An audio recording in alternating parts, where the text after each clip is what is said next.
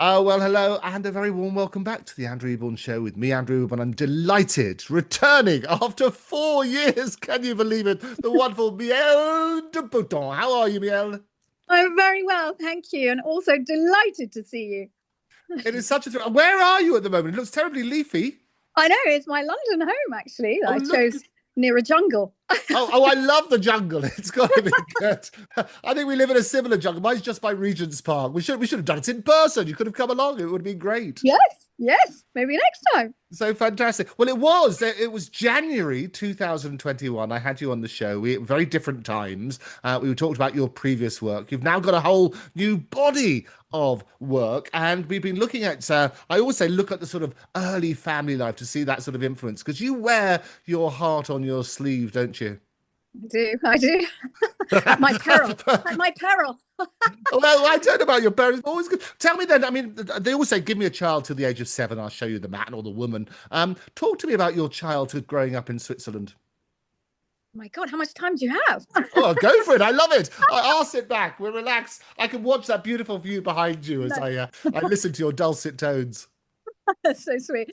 No. I mean, it was quite idyllic. The actual, setting and framework and everything. But I had some very intense, lovely parents who pushed me very hard. Luckily, I had a spiritual outlet, which really helped me.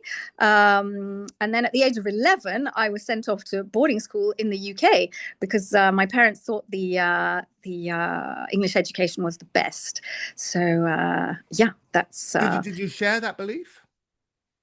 Um, I mean, I must say I'm grateful. It's pretty good, I must say. I mean, I was sent to top places. I suffered for it, because not only did I have to change languages, change foods, change friends, at the age of 11, be transported to a different country when my parents were in Switzerland. So I did, it was a suffering journey, but actually, yeah, I'm pleased. English is the country, is the language that most people speak throughout the world. The education, oh my God, what have I done? Well, you're still there. I can see it. It's the You drama. I can. love it. They always say you've got to have a bit of jeopardy in a program. This can be whether your camera survives. Oh, there you go. You've Yes. just flipped. Go back Really? again. Okay. All right. There you go. Oh, Well done. my goodness. I realized I was talking about education, but I forgot to press the focus thing, which says that you don't have any incoming things. So I hope we won't be too No, that's all right. We distracted. can share them to the world. We love secrets. Fabulous, fabulous. Right. But it is interesting because sending a child away so young, and 11 is such a sort of tender age, it must have had quite a traumatic effect on you, didn't it? Yeah, absolutely, absolutely. I'm only just getting over the trauma now. I'm 57, so it's taken a while. But in And terms obviously, of music, then, I mean, growing up in Switzerland, what was your first musical memory? my first musical memory, I guess Mozart, Leonard Cohen, playing in the house. I had my own record player, so I conducted to the Beatles. I loved the Beatles, and my first album was Let It Be, and classical music I adored. So Well, yeah, it's a delicious fusion. What was your favorite track on Let It Be? it still is For You Blue. You know that Ah, one? oh, Uh, absolutely. Why yeah. is that your favorite? Because it says because you're sweet and lovely, So I Oh, well, that's very relate to kind. that. What about the album? Yeah. Sorry. What about the album? I was to say. The album. No, it's It's a joke. You were saying you're sweet and lovely, and I yes, was I got it. taking. I did just get it. Yeah. I know I'm blonde, but yeah, it's a good one. No, but you're a very clever blonde. You did study law. That's got to be good. And you've got a doctorate and all sorts of things. Now we always talk about the weight of family, and it's very good. You obviously come from a very famous family, and there are pressures when that happens. Yeah. Talk to me about how you manage to navigate those. Well, yeah, I'm thinking back when you say famous family, I'm thinking back to the rabbis. We used to have rabbis in the 16th century, very scholarly, studying things, and so that is the beautiful side. Is that we were discussing Bertrand Russell at the dinner table, Freud.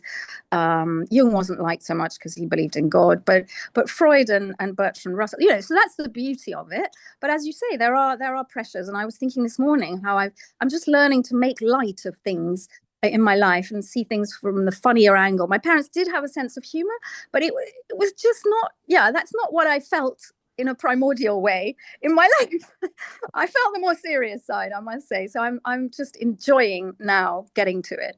And certainly that reflects in your music. It's that sort of side where you have to deal with all emotions. And I think what's so relatable is when people write in a way that others can basically say, yes, I understand what she's singing about.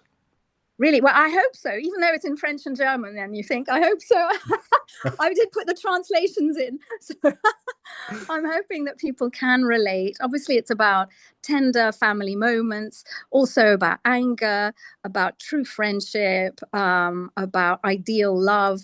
So I think, hopefully these are all emotions that are relatable to. Oh yeah, absolutely. If they're not, everybody wants and deserves to feel love at some stage in their life, and continuing to do so. Yeah, you previously discussed your extraordinary grandmother, and we always said we were going to do a special program Ah, on her, yes. maybe even a series, because it's so important, especially in today's troubled times. I mean, she worked for peace in Israel and so on and so forth. Tell us about her and why she's so important. Well, yes. I mean, she was very underrated, before my dad sort of placed her in a position of importance and, dedicated a square to her. And that was what, was her demise. She was very depressed at the end of her life because, in fact, she fought all her life for the state of Israel to be founded. But she thought of it in a peaceful way. She came from a background in Alexandria, where my family on the father's side was born, came from, and there was peace in those times. There were many languages mingling, many cultures, and that's what she envisioned, I believe. And what would she make of today's events? Yeah, so I should say she was a spy, basically, to found the state of Israel. So it was a very adventurous life she had. What would be her opinion? Did you say? Yeah, so the current situation, obviously, with Israel and Gaza, and hopefully trying to get peace. We've had the hostages released on both, well, people, detainees on both sides released. She very much wanted to bridge both, didn't she? She tried to advocate. She wasn't necessarily just taking one side. She was advocating for both, wasn't she? I do believe so. I do believe so. I mean, I reckon, my dad and my grandmother, who were both Zionists, would be horrified by what's been happening. And that's certainly my sentiment. And Yeah. I hope we are moving forward to peace. Although yesterday we had more strikes in Gaza, so I can't say. I'm just praying a lot, that It, it there's. it is such a horrible, horrible time, and people forget we get numbed, don't we, Miel, to statistics. We just talk about numbers as opposed to the people and the families behind that, and it's heartbreaking.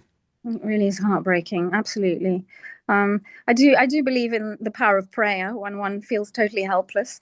And I do encourage people to do that, to feel more engaged. But there's And, not and much. it is. I mean, you mentioned the power of prayer. The canon Roger Hall, who was a canon to the late Queen, they basically had they have four different vicars that they have. So he's at the Tower of London, and I often speak to him about prayer because it always seems terribly unfair that you wonder how God basically reacts to it. Because if you're terribly good and you say a prayer and nothing happens, and then you're terribly bad and it happens to other people, how do you think prayer works? I feel my vision is it's very clear that we are tested, and the bad times show us, if we analyze them properly, where the rightful path is. And I do feel that way.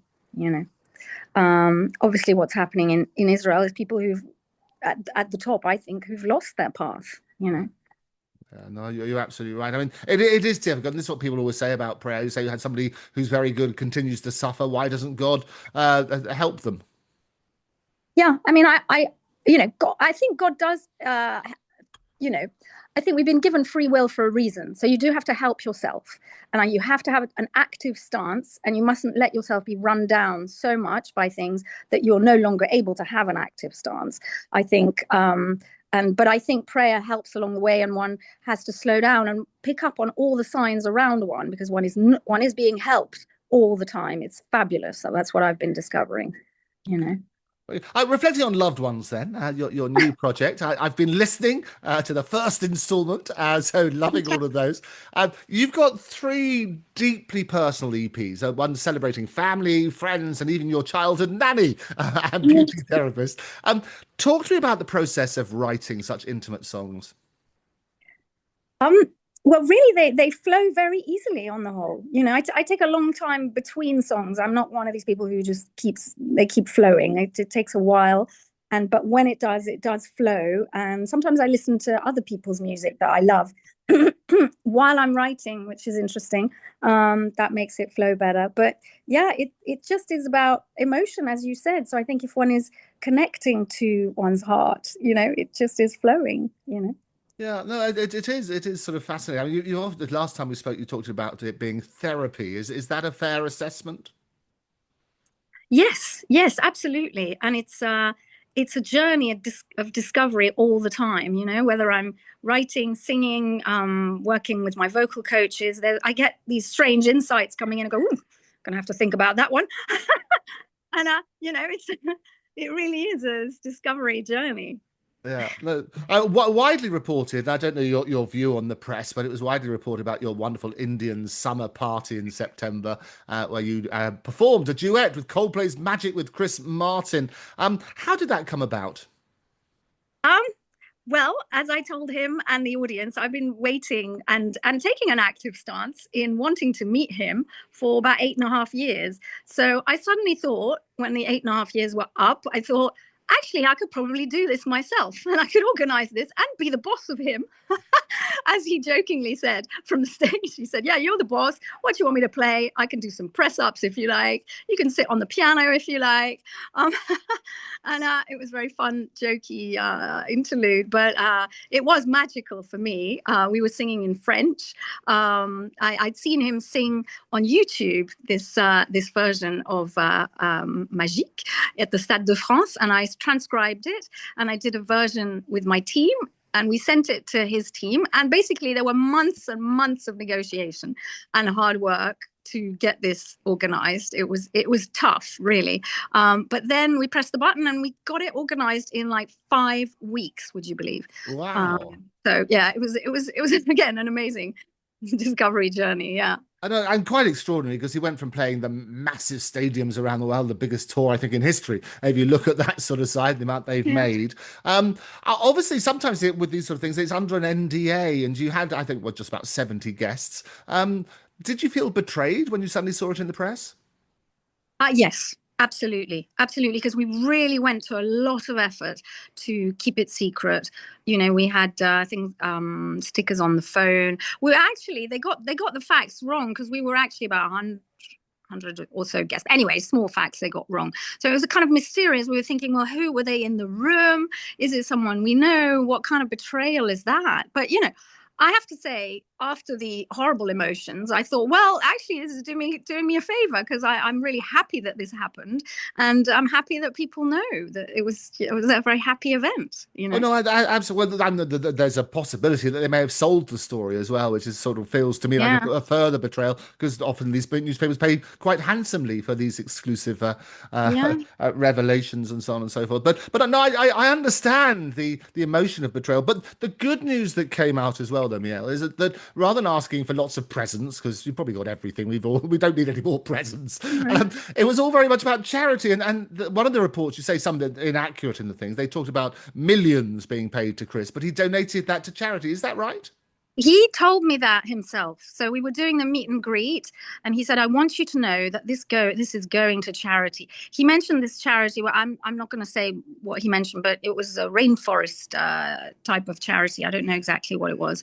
I thought it was theatre related. He said. Anyway, I'm not sure, but anyway, he said I am. He said personally. So that is. I take that to be true, definitely. And as you said, I mean, all the guests coming, I asked them if they were considering kindly giving a gift, please give to charity and one of their choice.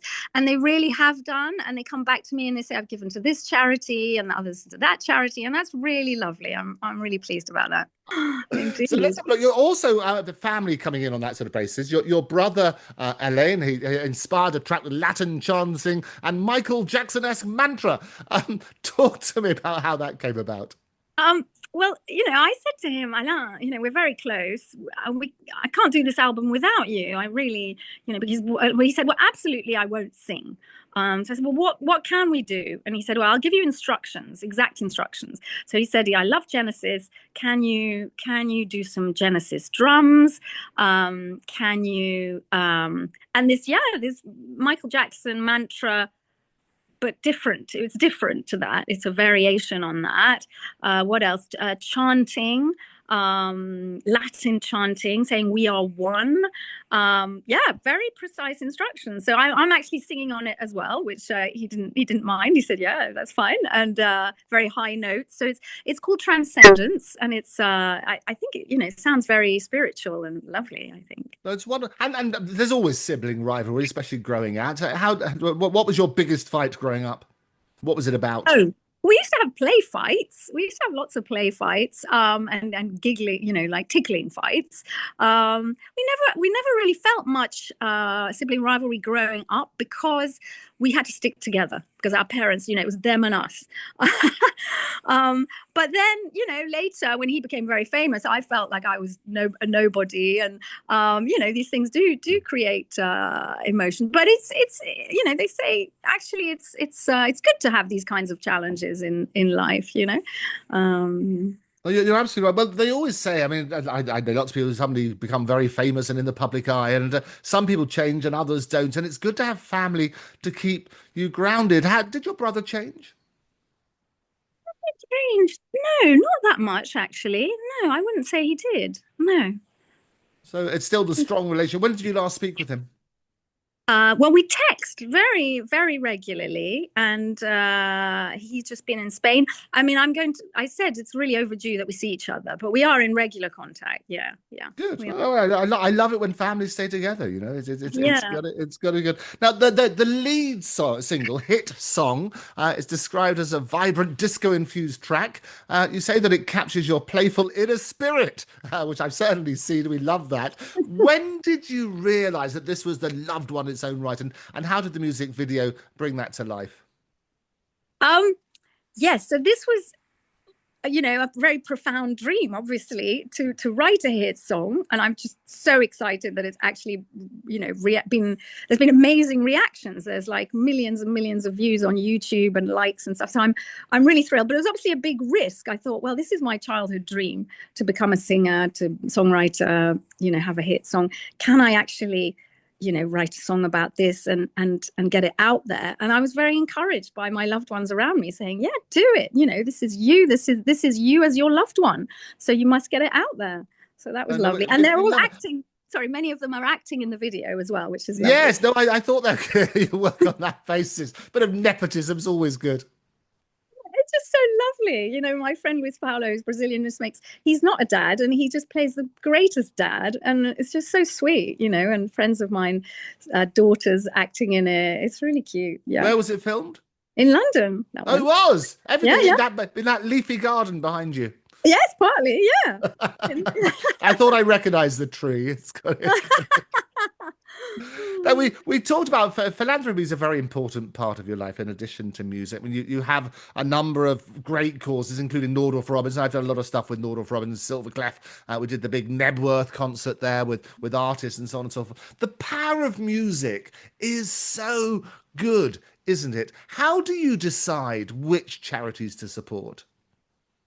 Um, Well, it's pretty much like I make every decision in my life. If it strikes home when I see it, it has a kind of shiny effect on me. I thought, oh, that's the one I should go for.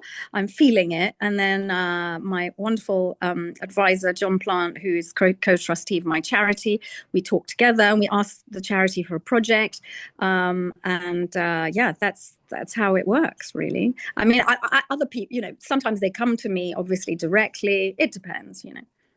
Yeah, and we've talked about St. Northrop Robbins before, and I love the idea, the power of music. People always show that video of the lead ballerina from Swan Lake, you might recall, and she basically was in this terrible world of dementia and nothing happened, but you put the headphones on her. And she started doing the wonderful, graceful music and the movements and so on and so forth. It all came back. As a clinical psychologist, you've spoken about this. What specific stories can you share about the power of music from that point of view? Um, yeah, I mean, obviously, healing is a big objective of mine in life. My own healing, obviously, and those loved ones around me and the world through prayer, etc. I think um, music has that power. But to be honest with you, it is still mysterious to me. You know, this notion of frequency, vibration, how it's hitting us. Obviously, you know, joyful songs have a joyful content in their word, in their intonations, in the high notes, and things like that. You know, that much we can analyze, but beyond that, it's just such a mixture that is mysterious, really. How it's, and I'm still investigating, to be honest.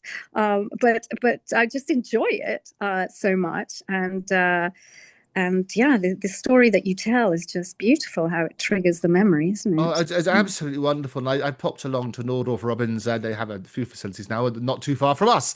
So popped along there, and you see the fantastic work and the reaction. Some of these kids who've been cocooned in their world, you give them something to bang, and they just come Yes, alive, don't they? it's true. It's true. I've seen it too. I've been there too. Yeah, it's great, isn't it? And I did do a fundraiser for Nordorf Robbins before, and yeah, and I think they do fantastic work. I agree. Well, we'll have to do one together. I think that's fantastic. I love their work and absolutely delighted to support it in any way. So we got two more Loved One EPs coming out in November, a few weeks' time, and also in February 2026. What's going to be the biggest dream you're chasing now? Biggest dream. So yes, so I'm performing for Simply Red in on the 19th of November in Paris, opening for them. So that's a big dream. I mean, we were rehearsing since February, and we didn't know whether we were going to get that gig.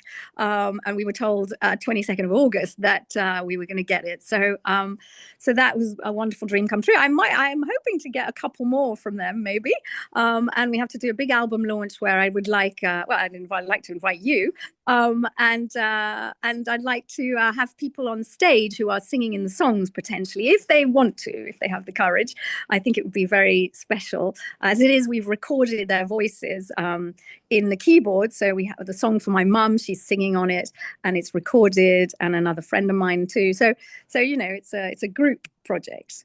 Look, Yeah. I would have come to the last one. You very kindly invited me to that one last Wednesday, but I was in Cannes at the TV festival, so I was presenting and broadcasting down there. Otherwise, I would have been there supporting you. It would have been great. Oh, thank you so much. So it's Thank you wonderful. so So much. was Mick a bit jealous that he wasn't invited to your party, or did he come? Um, I thought of inviting him. I wasn't sure it was the correct thing. I mean, I don't know him that well. You know, I've opened for him in Zurich, and my team is very involved. You know, we have the same producer. My drummer friend is his drummer. You know, there's a lot of connections. But at this point, I don't know him. I didn't feel I knew him well enough. But I would like in future to invite him to Well, events. there Yeah, you, I'll come to that one, and I won't tell the press. please, yes, please.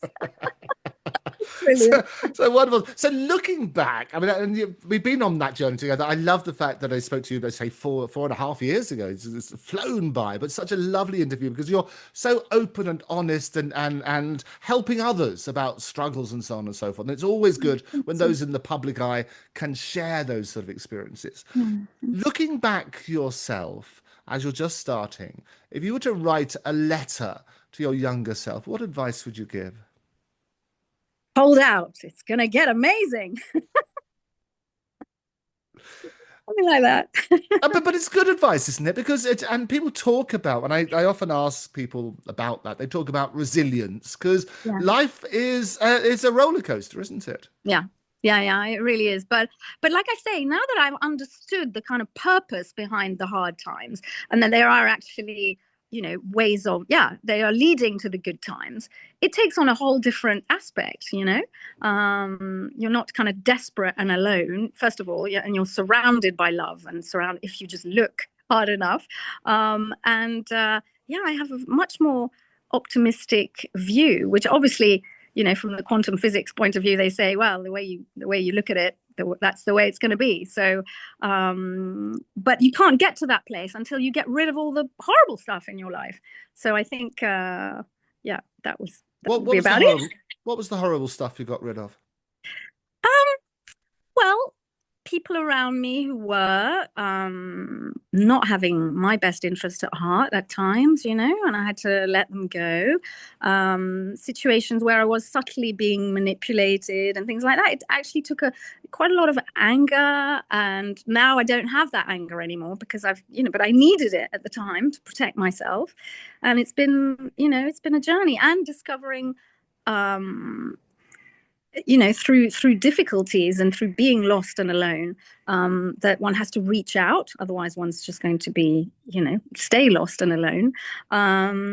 So yeah, it was a feeling that I was sort of getting rid of lots of inner and outer things that were no longer helping me and no longer necessary.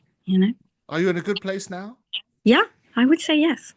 I'm expressing my creativity fully. I'm a bit nutty, I would say. I'm like, I kind of, I laugh at myself at times, and I'm in a fun place. I would say, funny place. But that's good. And being nutty, and as you said beforehand, music is that sort of therapy where people can share that journey with you and relate to it. So, I mean, looking back so far, and you still had a relatively young career in terms of that sort of stuff. What has been your proudest moment? Well, I mean, I would say the Chris Martin one would be, at the moment, pretty much up there. You can't talk about it. I can. I'm allowed to talk about it. Actually. Oh, that's not good. Allowed to show pictures. This was not is that right? So there's no pictures. No pictures. Well, I mean, internal pictures. We have pictures. Oh, you have to show them to me. I won't show it to anybody else. Okay, I can do that. But as long as did you get the video of you? You must have got a video of you singing together. I just got it yesterday, and I was. Oh, yesterday. Are you happy with it? Yeah, I mean, I was crying with joy. It was amazing. Oh, wonderful. Well, you have to share that. I'll come around to your leafy place, or if I don't. Yes, please do. But that's so wonderful. So that's your proudest moment. What's been your biggest regret? My biggest regret? Non, je ne regrette rien. I really perfect. There's a song there somewhere. Oh, yeah, everybody's got regrets. That's an easy cop out. What's your biggest regret? I really have to search hard, because really recently I've been saying, okay, I want to do this, and I'm going to do it. What's the biggest regret? Things you hadn't said to people no longer here. Maybe being sad too much of the time because I didn't realize how good things could be. Maybe that's Well, it's a very honest response. And finally, though you've got many, many years to come, how would you like to be remembered? Well, I would like to be immortal. Oh, you would? Well, that might be possible. Longevity clinics where people are doing funny things with blood and replacing bits of you that you never thought could be replaced. There's seismic advances in robotics and medicine. You could well live forever. Or maybe 300 years. I don't know. It depends, how good I feel. Well, that's the thing, isn't it? Because you've got to work out. Firstly, the Earth's not big enough for everybody. So would you go and explore other planets? Potentially. I know. Errol Musk has been on my show as a regular with, and Elon is obviously very keen to go and explore Mars and things like that. Would you be tempted? Yeah, I would. I really would. I think it would be fascinating. I think because you can build that sort of stuff, and it's very arrogant of people to think that we're the only planet with life. Right? Yeah. So shall we go together? Let's do that. We're going to do so much together. I love it. I'm so pleased to have you back on the show. Thank you so much for joining me. Thank you so much. An absolute pleasure. Enjoy Simply Red. Send my very best to Mick. And I will. I'd love to come along to the next launch. So keep me posted. But for now, Miel, thanks so much for joining me. Thank you so much. Thank you. So the most important thing I need to say is subscribe to the Andrew Eborn Show now. Do it now. And if you can't do it now, do it as soon as you can. And I am Miel de Botton. I really advise this. My album is called Loved Ones, and it's coming out in 3 volumes. The first volume is already out. Do go ahead and look on all platforms, YouTube, etc. I'm singing opening for Simply Red on the 19th of November in the Accor Arena in Paris. Do come along, and there'll be some other live things coming soon. All my best.